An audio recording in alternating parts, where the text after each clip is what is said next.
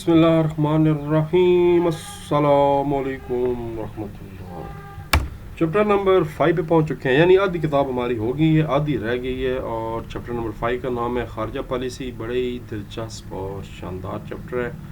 और अच्छी बात यह कि इस दफ़ा ज़्यादा डिटेल इस चैप्टर में नहीं बताई गई, बल्कि तकरीबन बहुत सी चीज़ें जो हैं वो थोड़ी थोड़ी करके इंट्रोड्यूस करा दी गई। अच्छी बात है, इससे यह है कि हमारा ईजी हो जाएगा। तो जनाब चलते हैं चैप्टर नंबर 5 के अंदर। खारजा पॉलिसी की इसमें दो बड़े अहम टॉपिक पढ़ेंगे। इसकी अहमियत क्या होती है खारजा पॉलिसी की, और खारजा पॉलिसी के जनाब मकासद क्या होते हैं। ये हमारा पहला लॉन्ग भी है।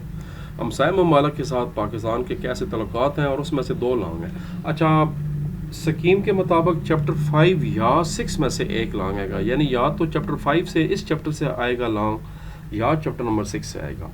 इस तरह मैंने बताया था चैप्टर 1 या 2 में से एक लॉन्ग आएगा, और चैप्टर 3 से पक्का लॉन्ग आएगा, चैप्टर 4 से पक्का लॉन्ग आएगा।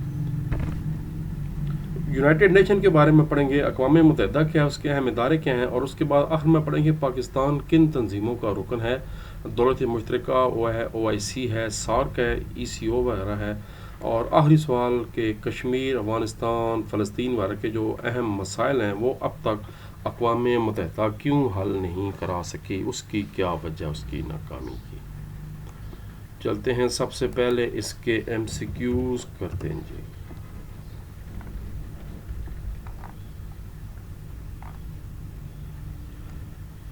अक़वाम मुत्तहिदा का क़याम अमल में आया 24 अक्टूबर 1945 को। इस्लामी ताउन तंजीम की बुनियाद जो है वो 1969 में रब्बात में रखी गई है, जो कि मराकश का दारुल हुकूमत है। अवामी जमहूरिया चीन जो मौजूदा चीन है, इसका क़याम 1949 में अमल में आया। पाकिस्तान ने 30 सितंबर 1947 को अक़वाम मुत्तहिदा की रुकनीत हासिल की थी। पाकिस्तान को सबसे पहले ईरान ने तस्लीम किया था। दौलत मुश्तरका की जो तश्कील है वो 1926 में हुई थी। पाकिस्तान और ईरान के दरमियान जो मुश्तरका सरहद है वो 909 किलोमीटर है। सार तंजीम का क़याम 1985 में अमल में आया था। पहला शॉर्ट क्वेश्चन है, सफारती तल्लुकात क्या होते हैं, सफारतकारी से क्या मुराद है, सफारती तल्लुकात से क्या मुराद है। पहले तो ये पढ़ते हैं।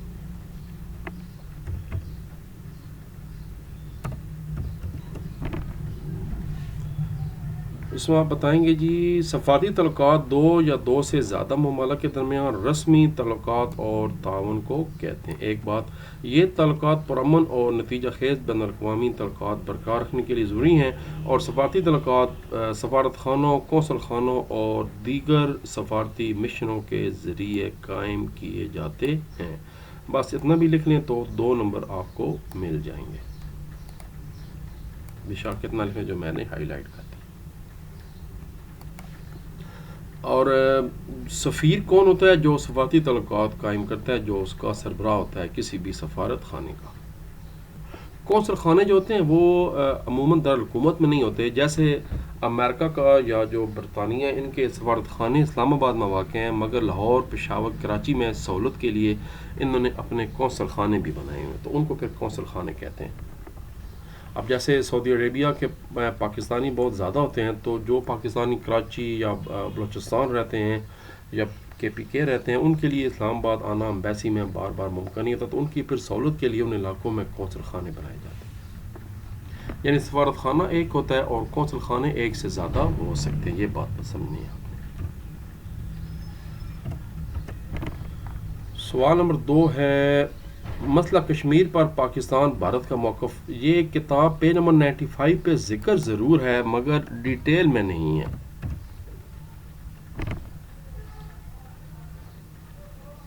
ज़िक्र ज़रूर है मगर डिटेल में नहीं है।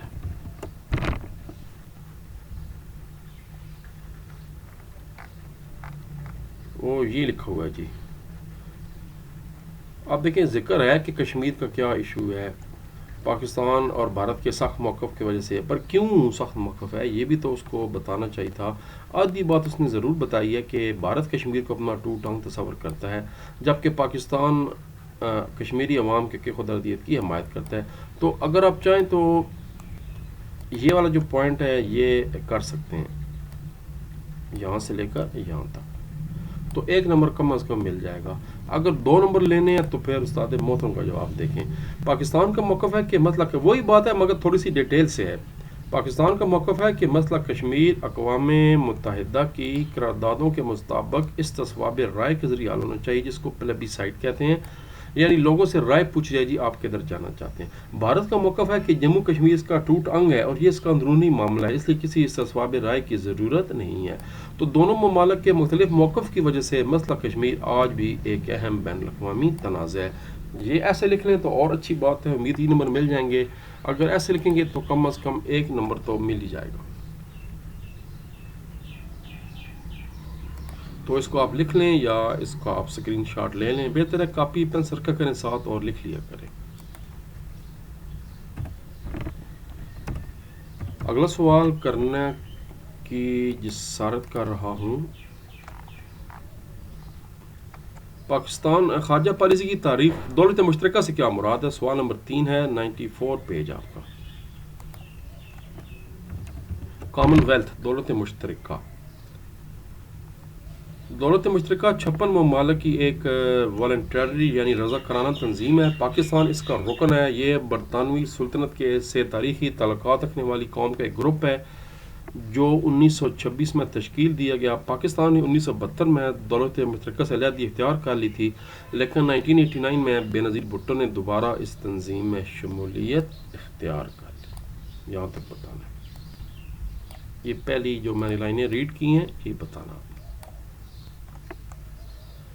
اگلا جو سوال ہے جی وہ سوال جناب ہے خارجہ پالیسی کی تعریف کریں۔ سب سے زیادہ آنے والے سوالوں میں سے بورڈ میں ایک سوال یہ ہے، define the term foreign policy, خارجہ پالیسی کی تعریف کریں، پیج نمبر 84۔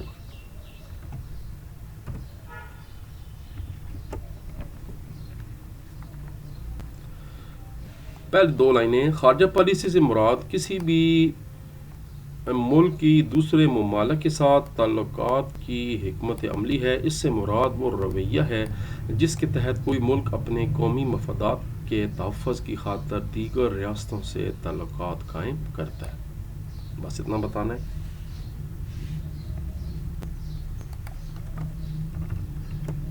اگلا جو سوال ہے جی وہ ہے پاکستان کے بری اور بحری راستے کیوں اہم ہیں، پیج نمبر 86۔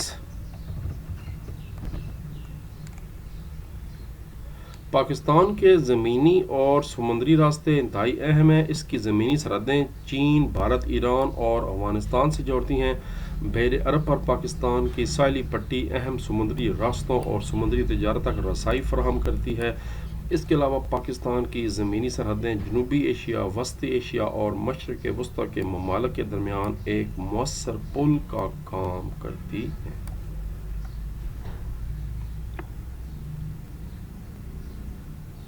یہاں سے شروع کرنا تھا۔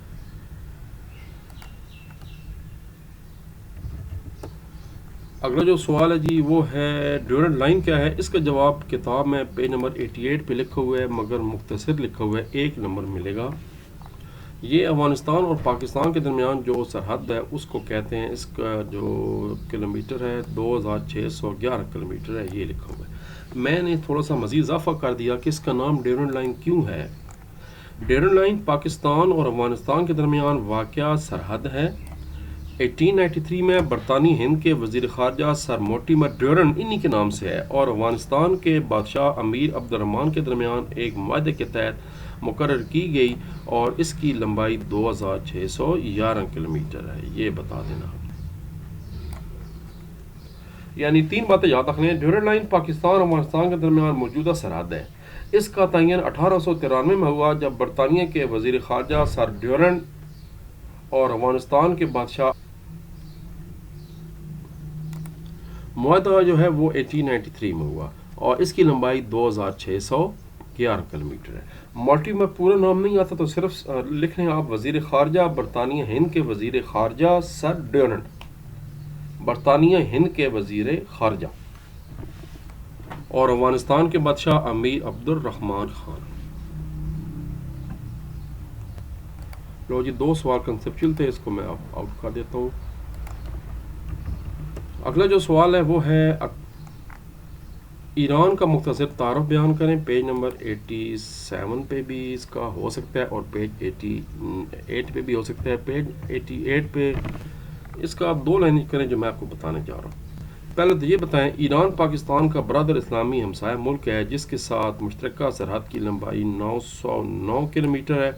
ایران پہلا ملک تھا جس نے پاکستان کو آزادی کے بعد فوراً تسلیم کیا۔ یہ بات بتانے کے بعد نیچے آ جائیں۔ اسلامی جمہوریہ ایران کا سرکاری مذہب اسلام ہے اور قومی زبان فارسی ہے۔ اس کی کرنسی کو ایرانی ریال کہتے ہیں۔ ایران کا دارالحکومت تہران ہے۔ یہ دنیا کی قدیم تہذیبوں میں سے ایک ہے۔ One of the oldest civilization, Persian empire. تیل کے عظیم ذخائر کی بدولت اس کو بین الاقوامی سیاست میں اہم مقام حاصل ہے۔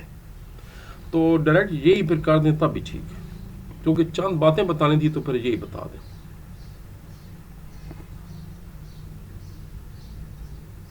اوپر والا بے شک پھر نہ لکھیں، یہ والی بات ڈائریکٹ یہی لکھ دیں۔ اگلا جو سوال ہے وہ میں کرانا چاہ رہا تھا، ہے کیا پہلے پتہ تو لگے۔ اقتصادی تعاون تنظیم کے رکن ممالک کے نام لکھیں، پیج نمبر 94۔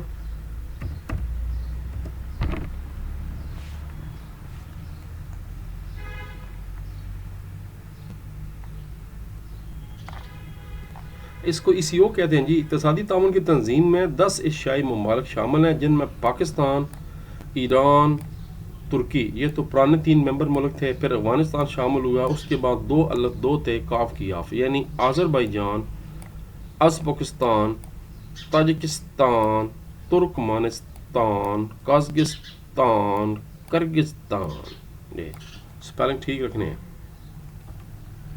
تو آپ بتائیں گے کہ ECO تنظیم اقتصادی تعاون کی تنظیم کے 10 ایشیائی ممالک ہیں جن میں پاکستان، ایران، ترکیہ۔ اب یاد رکھیں ترکی نام چینج ہو چکا ہے، پرانا نام بحال ہو چکا ہے، لوزان معاہدے کے ختم ہونے کے بعد ترکی اب اس کا نام ہے۔ Afghanistan, Azerbaijan, Kazakhstan, Kyrgyzstan, Tajikistan, Turkmenistan اور ازبکستان۔ MCQ کے لیے یاد رکھیں اس کا صدر دفتر ایران کے دارالحکومت تہران میں واقع ہے۔ یہ MCQ آ سکتا ہے۔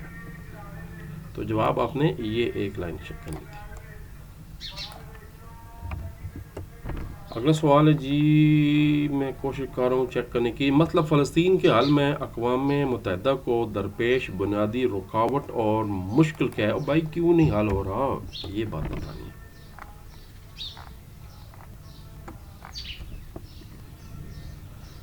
اس کی بنیادی وجہ اقوام متحدہ کی تشکیل میں بنیادی نقائص ہیں، مثلا سلامتی کے معاملات میں حتمی فیصلے کا اختیار سلامتی کونسل کو حاصل ہے، جو اکثر اوقات عدل انصاف کے بجائے اپنے ریاستی مفادات کی حفاظت کے لیے اس طاقت کو استعمال کرتے ہیں۔ ایک بات۔ دوسری بات، امریکہ کی طرف سے اسرائیل کی سرپرستی اور ویٹو پاور کے غلط استعمال کی وجہ سے بھی مسئلہ فلسطین حل نہیں ہو سکا۔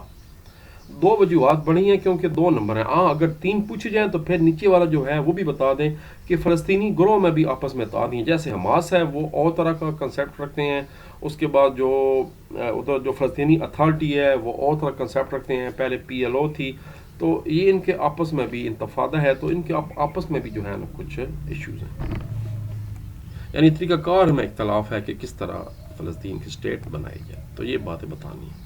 پہلے بتا دیں بنیادی وجہ اس کے یونائٹڈ نیشن کی تشکیل میں بنیادی نقائص ہیں، مثلا سلامتی کے معاملات میں حتمی فیصلے کا اختیار سلامتی کونسل کو حاصل ہے، جو اکثر عدل و انصاف کی بجائے اپنے ریاستی مفادات کی حفاظت کے لیے طاقت کو استعمال کرتے ہیں۔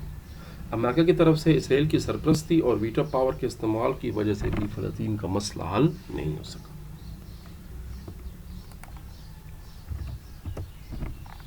اگلا سوال جی، سارک تنظیم کے 2 مقاصد تحریر کریں، پیج نمبر 93۔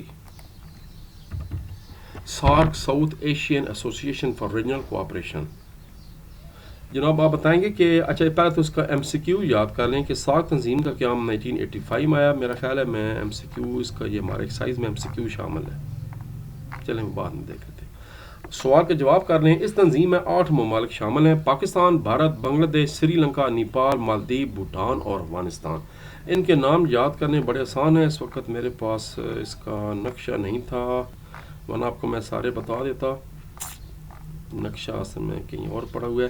اس کا یہ کہ 4 ممالک ایک ترتیب میں ہیں. پہلے بنگلہ دیش کے ساتھ انڈیا کے ساتھ پاکستان اور پاکستان کے ساتھ افغانستان. یہ 4 ملک ہو گئے. انڈیا سے اوپر 2 ملک ہیں, ادھر نیپال ہے اور ادھر بھوٹان ہے, اور نیچے جو ہے ایک بہت گہرے سمندر میں بہت سے جزیرے ہیں جن کو مالدیپ کہتے ہیں, اور ایک چھوٹا سا جناب جزیرہ ہے سری لنکا. تو یہ اس طرح 8 ملک بن جاتے ہیں.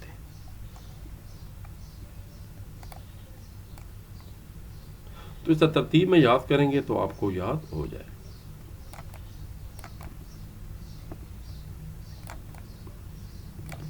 لو جناب اگلا سوال. ساگ اور نہیں بھائی نہیں معذرت غلط کرا دی سوال. یہ سوال نمبر 13 میں نے پہلے کرا دی ہے کہ سارک ممالک کے نام لکھیں. یہ اصل میں سوال تھا کہ سارک ممالک کے 2 مقاصد بیان کریں. چلیں دونوں اکٹھے تھے, وہ بھی دوبارہ میں بتا دیتا ہوں. سارک تنظیم کی جناب دیکھیں وہ شارٹ کوسچن نمبر 13 تھا اوپر جو میں نے کرا دی ہے. شارٹ کوسچن نمبر 10 جو ہے وہ یہ ہے. کوئی سے 2 پوچھے جا رہے ہیں. ایک دوسرے کے مسائل کو سمجھنا اور باہمی اعتماد سازی کے لیے اقدامات کرنا. اور اس کے بعد آپ کر لیں جناب یہ والا کر لیں دوسرا. جنوبی ایشیا کے ممالک کے درمیان اجتماعی خود انحصاری کو بڑھانا اور مضبوط کرنا. رکن ممالک کے درمیان معاشی، ثقافتی، ٹیکنالوجی اور سائنسی میدان میں باہمی تعاون اور مدد کو فروغ دینا شامل ہے.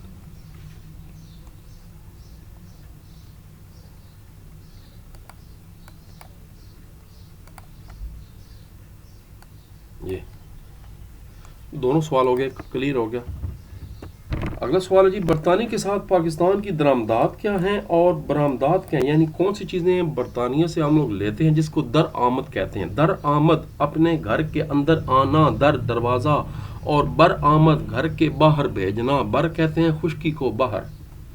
تو امپورٹ کہتے ہیں امپورٹڈ مال جو اندر آ رہا ہے, اور ایکسپورٹ جو باہر جا رہا ہے اس کو برآمد. بے سے بھیجنا اور بے سے برآمدات, جو چیز باہر بھیجی جاتی ہے اس کو برآمدات کہتے ہیں. اور در کے اندر جو چیز آ رہی ہے درآمد, گھر کے اندر آ رہی ہے, امپورٹ. اس کا جواب ہے آپ کو 94 پہ ملے گا.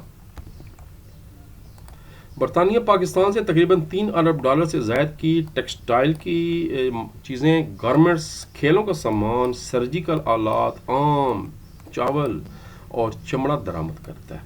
ٹھیک. اور پاکستان کیا بھیجتا ہے؟ اچھا اب یہ اس حساب سے کر دیں کہ یعنی اگر آپ اس طرح ترتیب کرنی ہے تو پھر آپ بتا دیں پاکستان بھیجتا کیا ہے. برطانیہ کو ٹیکسٹائل بھیجتا ہے, گارمنٹس, کھیلوں کا سامان. اور پاکستان منگواتا کیا ہے؟ برطانیہ سے مشینری منگواتا ہے, کیمیکل, فارماسیوٹیکل, دوائیاں, اور تعلیمی اور پیشہ ورانہ خدمات درآمد کرتا ہے. تو پھر یہاں پر آپ اس طرح کریں کہ پاکستان برطانیہ کو $3 ارب سے زائد مالیات کی ٹیکسٹائل, گارمنٹس, کھیلوں کا سامان, سرجیکل آلات, آم, چاول اور چمڑا برآمد کرتا ہے. اب ذرا پاکستان کے حساب سے کر رہا ہے, یہ چیزیں ہم باہر بھیجتے ہیں اور برطانیہ سے ہم چیزیں لیتے کہ ہیں وہ آگے لکھا ہوا ہے, تو یہ مکس اپ نہیں کر دینا.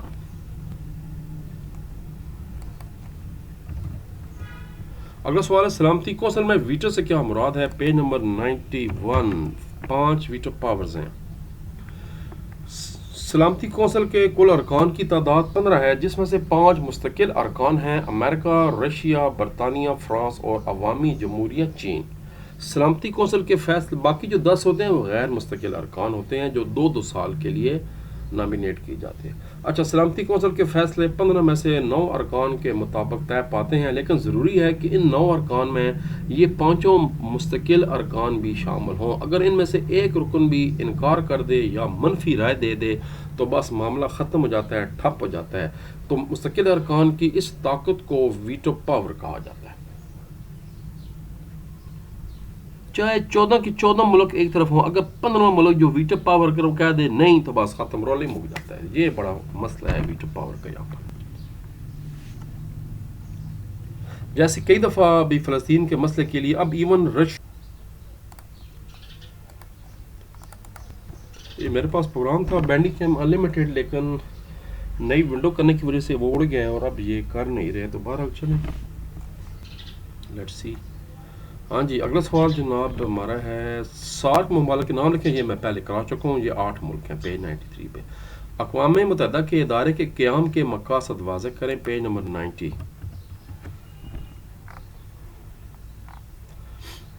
آپ نے پہلی بات بتانی ہے جی کہ اقوام متحدہ کے قیام کا بنیادی مقصد آئندہ جنگوں کی روک تھام اور باہمی تعاون کا فروغ ہے. پہلی بات آپ یہ بتائیں گے اس طرح کہ اقوام متحدہ کے قیام کا بنیادی مقصد آئندہ جنگوں کی روک تھام اور باہمی تعاون کا فروغ ہے. نمبر 2 تو یہ اب نمبر 1 کی وجہ یہ اب نمبر 2 ہو جائے گا اور یہ نمبر 3 ہو جائے گا. اور یہ جو میں نے بتایا اس کو اپنے الفاظ میں کر دیں تو یہ نمبر 1 ہو جائے گا. امن اور سلامتی، ترقی اور انسانی حقوق کی حفاظت کرنا، دنیا میں تنازعات کی روک تھام اور امن قائم کرنے کے لیے کوشش کرنا. یہ جو لکھا ہوا ہے یہ اہمیت لکھی ہوئی ہے تو اہمیت کے لیے پھر آگے لکھا ہوا ہے کام کرتا ہے. آپ نے اس کو چینج کر دینا ہے، ایکٹیو پیسو پیسو ایکٹیو، اس طرح آپ کرتے رہتے ہیں. تو جیسے میں نے کہا اب یہ جواب ایسے دینا ہے کہ یہ امن، سلامتی، ترقی، انسانی حقوق کی حفاظت کرنا، یہ نہیں کرنا آپ کی. یعنی میں دوبارہ بتا دوں، نمبر 1 پوائنٹ اقوام متحدہ کے قیام کا بنیادی مقصد نمبر 1 آئندہ جنگوں کی روک تھام اور باہمی تعاون کا فروغ دینا بس. نمبر 2 امن، سلامتی، ترقی اور انسانی حقوق کی حفاظت کرنا. نمبر 3 دنیا میں تنازعات کی روک تھام اور امن قائم کرنے کی کوشش کرنا. کرتا ہے کہ بجائے کرنا. آخری سوال کرنا. آخری سوال کون سا کرنا؟ پاکستان نے جو یونائٹڈ نیشن کے متحد امن فوج کی حیثیت سے فرائض انجام دیے ہیں ان کے بارے میں بتائیں کہ کن ریاستوں میں دیے ہیں. یاد رکھیں پاکستان آج تک سب سے زیادہ جو ہے نا وہ پیس کیپنگ مشن میں شامل ہو چکا ہے. یہ جواب ہے پیج 92 پہ.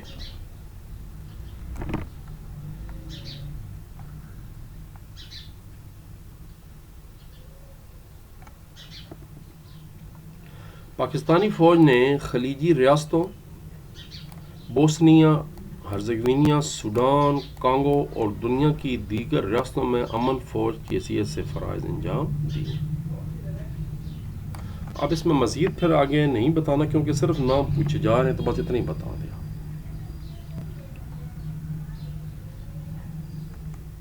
لو جی یہ تھے ہمارے لانگ سوال اور اب باری ہے، یہ تھے شارٹ کوسچن، اب باری ہے ہمارے لانگ کوسچن کی. صرف 5 ہی لانگ کوسچن ہیں. تو ملتے ہیں جناب اگلی ویڈیو کے ساتھ، تب تک کے لیے اجازت. اللہ تبارک و تعالیٰ ہم سب کا امین ناصر ہو. پاکستان زندہ باد.